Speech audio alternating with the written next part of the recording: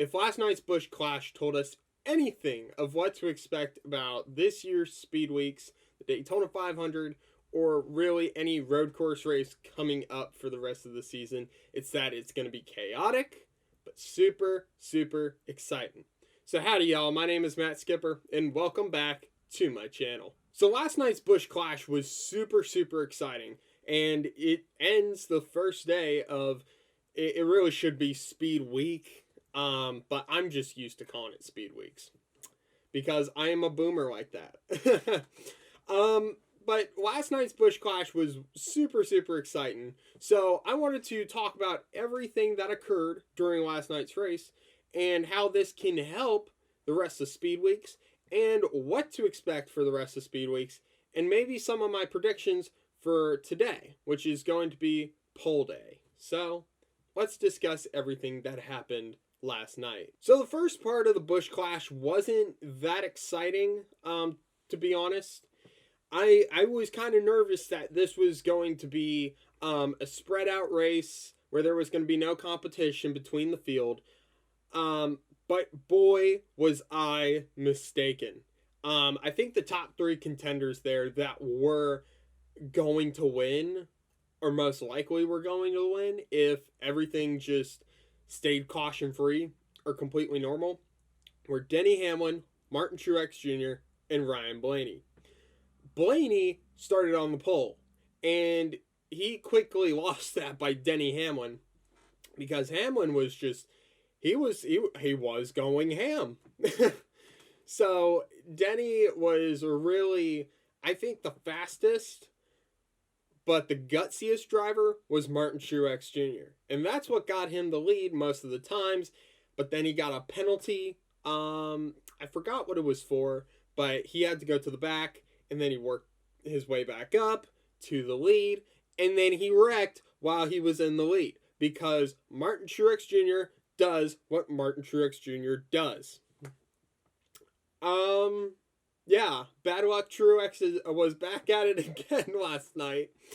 But that set up a super exciting finish between the two, I think, top young guns of the NASCAR's, I guess, NASCAR Next class, between Ryan Blaney and Chase Elliott, just going at it for those final couple of laps. I mean, going side by side down the kink where you really shouldn't be side by side. Someone's gonna try and wreck there, because you just cannot get that much room. And then going around the horseshoes, and then I mean, you get spread out on the banking, but then you can just quickly close in through the bus stop, which Chase Elliott did. And as they came to the NASCAR chicane off turn 4, they both wrecked, and Kyle Busch wins. Because Kyle Busch does Mr. Where Did He Come From? I think that's actually Kevin Harvick's nickname. But Kyle Busch played Mr. Where Did He Come From last night, and that was awesome. I was watching it with some friends of mine, and I said, because I knew how these Roval finishes were going to play out, I said to them, Kyle Busch is going to win this race. He is in P3. He is in prime position if Elliott and Blaney wreck, which I knew they were going to. I just didn't know how it was going to work. But just got together coming off the final turn. Blaney wrecked. Elliott finished second because he didn't get enough speed. And Kyle Busch, the man that almost didn't win a single race last year except for Texas, late in the season, wins the Busch Clash in the most chaotic way I think it'll be shown on commercials for the next 10 to 20 years. Would this be an instant classic? That is up for discussion. I need to rewatch the race again to really feel if okay, is this gonna be a good watch in the next 10 to 20 years? If we're gonna miss the racing from the 20s, is this gonna be a race to watch? Could be. This really, really could be.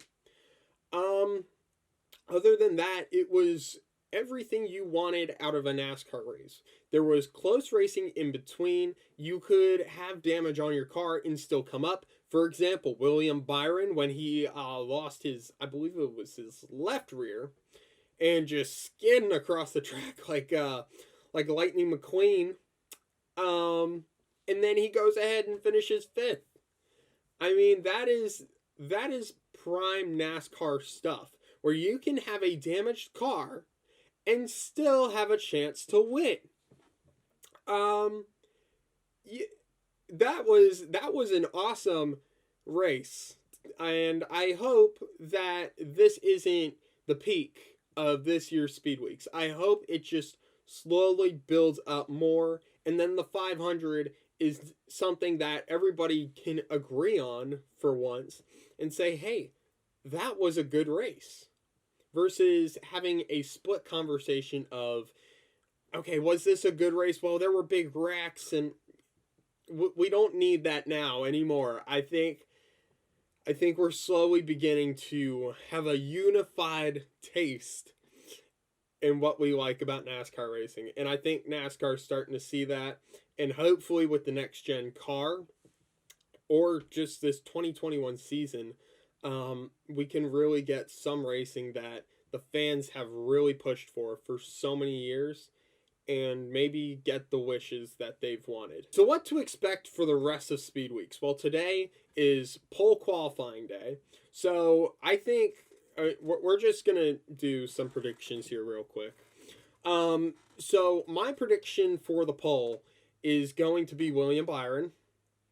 I don't know why, but I mean, Hendrick, you know how they are when it comes to pole qualifying. You could put on the tinfoil hat and say, like, the guy that I'm wearing the shirt of right now, Bubba Wallace, could win the pole. You could say that a bunch of other guys could just go out there on a limb. I mean, like Ricky Stenhouse Jr. last year. I don't know. Heck, you could see someone like Ross Chastain win the gosh darn pole. It is really unpredictable when it comes to that. But I think more of the excitement won't be towards the who gets the pole, but more of what's going to happen on Thursday, when we're going to have, I believe, 8 cars going for 5 positions to make it into the Daytona 500. And it's a lot of names, a lot of familiar names. And I mean, there could be some surprises, there could be some busts, and there could be a lot of underdog stories going through the rest of Speedweeks. But I will keep y'all updated on all that. Follow me on all my socials. Thank you so much for watching. Hopefully this is a good change of topic or change of series for you guys to watch. I know my last couple of videos were about the Rolex 24. So now I think it's time to move towards NASCAR and then talk about all the news and everything that is going on in the world. So I will keep y'all updated on that. Thank you so much for watching, and I will see all of you in the next video.